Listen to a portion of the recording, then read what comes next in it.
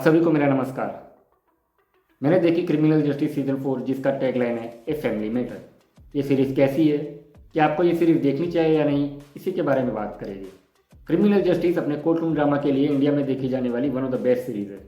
इसका पहला सीज़न साल 2019 में, दूसरा सीज़न 2020 में, तीसरा 2022 में और चौथा सीज़न आया 2025 में। लेकिन पहले के 3 सीज़न के सभी एपिसोड को साथ रिलीज़ किया गया था, लेकिन इस बार आए 4th सीज़न में एपिसोड को वीकली रिलीज़ किया गया है। जिसके कारण इस शो की फ़ैन फॉलोइंग, जो कि शो का बेसब्री से इंतजार कर रहे थे, उसे देखने का उन सबका मूड ही मर गया। अब ऐसा करने के पीछे हॉटस्टार वालों का दिमाग था या सीरीज़ के राइटर और डायरेक्टर का दिमाग था, पता नहीं। शायद उन्होंने सोचा होगा कि पहले कुछ एपिसोड रिलीज़ करके बाहुबली को कटप्पा ने क्यों मारा, वैसा वाला ही सस्पेंस और बस हम भी क्रिएट कर लेंगे कि आशा नेगी को किसी ने क्यों मारा। लेकिन ऐसा करने में वो असफल रहे। एक बात बताना तो भूल गया, आपने इस चैनल को सब्सक्राइब किया कि नहीं? इस चैनल को सब्सक्राइब करें, लाइक करें और शेयर करें। इस सीजन में आपको पंकज त्रिपाठी, जिशान अय्यूब, सुरवीन चावला, आशा नेगी, मीता वशिष्ठ, खुशबू अत्रे, श्वेता बसु प्रसाद और भी कई सारे एक्टर्स देखने को मिलेंगे। अगर आपने इसके पहले के 3 सीजन नहीं देखे तो भी चलेगा, क्योंकि इस बार की स्टोरी नहीं है। हाँ, कैरेक्टर्स कुछ पुराने हैं जिनके साथ आप बॉन्डिंग तभी फील करोगे जब आप पहले के 3 सीजन देखोगे। सीजन 4 की कहानी शुरू होती है एक डॉक्टर की फैमिली से, जिसमें डॉक्टर, उसकी माँ, उसकी बीवी, उसकी बेटी साथ रहते हैं। लेकिन बेटी को हो जाती है एस्पर्जर सिंड्रोम नाम की बीमारी, जिसके कारण सुरवीन चावला अपना करियर छोड़ देती है ताकि वो अपने बेटी का अच्छे से ख्याल रख पाए। और जिशान अय्यूब, जो कि प्रोफेशन से डॉक्टर है, वो भी अपने प्रोफेशन में फुल टाइम लग जाते हैं ताकि अपनी बच्ची के ट्रीटमेंट में होने वाले खर्चे वो उठा पाए। और इसी के चलते धीरे धीरे हो जाते अपनी बीवी से दूर। उसी दरमियान वो अपनी बेटी के ख्याल रखने के लिए घर पर आशा नेगी, जो कि नर्स है, उसको जॉब पर रखते हैं, जो कि उन्हीं की क्लिनिक में काम कर रही होती है। जैसे जैसे वक्त बीतता है, नर्स और डॉक्टर एक दूसरे को प्यार करने लगते हैं, और वो भी इस रिलेशन को सीक्रेट नहीं रखते।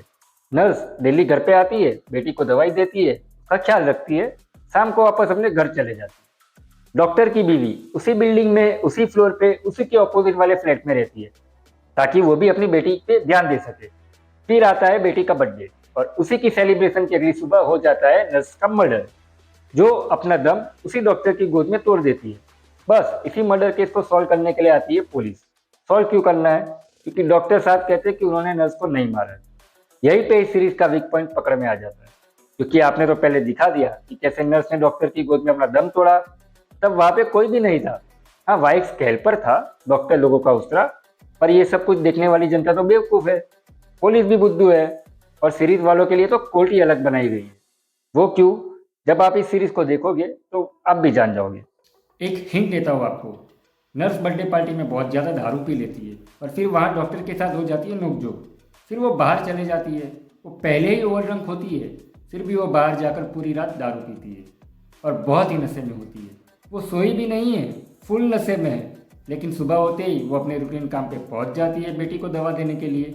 वाह, मतलब तब वो नॉर्मल थी, लेकिन हमको बताना है कि उसने ज़्यादा शराब पी थी, तो उसके लिए पुलिस अपने रिपोर्ट में बता देती है कि नर्स ने ज़्यादा शराब पी रखी थी। और तो और स्पॉट से डॉक्टर का स्कैल्पर भी गायब हो गया, और कहाँ मिला? कचरे के डंपिंग यार्ड में से। अब क्राइम सीन साफ किया है किसी ने, तो बस वहाँ से स्कैल्पर को ही हटाया, बाकी कुछ साफ नहीं किया। वाह! जो डॉक्टर 25-25 लाख का डोनेशन देता हो एनजीओ में, जिसकी बीवी 9 लाख रुपया अपने हेल्पर के बेटे की पढ़ाई के लिए देती हो, वो लोग अपने घर के बाहर सीसीटीवी कैमरा इंस्टॉल ही नहीं करवाते। आजकल तो डोर में ही वीडियो कैमरा इंस्टॉल होता है, जिससे कि दूसरी तरफ वाले का चेहरा आप देख सकते हो, जो कि अब नॉर्मल है हाई प्रोफाइल बिल्डिंग में। लेकिन अगर ये सब होता तो सस्पेंस कैसे पैदा होता? इसलिए इस सीजन में सिक्योरिटी डिवाइस लगाना ही भूल गए। इस सीरीज में पहले के सीजन की तरह डिटेल इन्वेस्टिगेशन, जिसमें हमको कॉमेडी, सैटायर, ह्यूमर देखने को मिलता था, वैसा इन्वेस्टिगेशन इस सीजन में मिसिंग है। आगे आता है कोर्ट रूम प्रोसीडिंग, जो कि इस सीरीज की ताकत है। इस बार आप देखोगे 3 वकील, एक प्रोसिक्यूटर की साइड से और 2 डिफेंस की साइड से, और कैसे तीनों वकील हमारे दिमाग के साथ खेलते हैं, और फिर कैसे माधव मिश्रा अपना अनबीटन रिकॉर्ड कायम रखते हैं, उसी को जानने के लिए आपको देखनी होगी ये सीरीज। इस सीरीज के अंत में सुरवीन चावला कहती है कि किसी को भी झूठ पे विश्वास दिलाने का अच्छा तरीका उसे बताना नहीं, दिखाना होता है। इस शो की खास बात है एक्टर्स की एक्टिंग। पहले के एपिसोड में आशा नेगी और जिशान अय्यूब, और फिर पंकज त्रिपाठी और सुरवीन चावला की एक्टिंग। इन सब ने इतनी अच्छी एक्टिंग की है कि कहानी में पीछे क्या हुआ है उसे भूलकर आप आगे बढ़ते रहते हो। पर जब सीरीज एंड होती है जो कि अच्छे नोट पे होती है, उसके बाद आप मेमोराइज करोगे तो मुझसे भी ज़्यादा सवाल पूछोगे कि ये कैसे हो गया। शायद इसी कारण से मेकर्स ने इसके एपिसोड वीकली टेलीकास्ट करवाए, ताकि जनता की याददाश्त कमजोर रहे और सीजन 4 भी खत्म हो जाए। अगर सारे एपिसोड एक साथ रिलीज करते तो इसके वीक पॉइंट सभी को नजर आ जाते।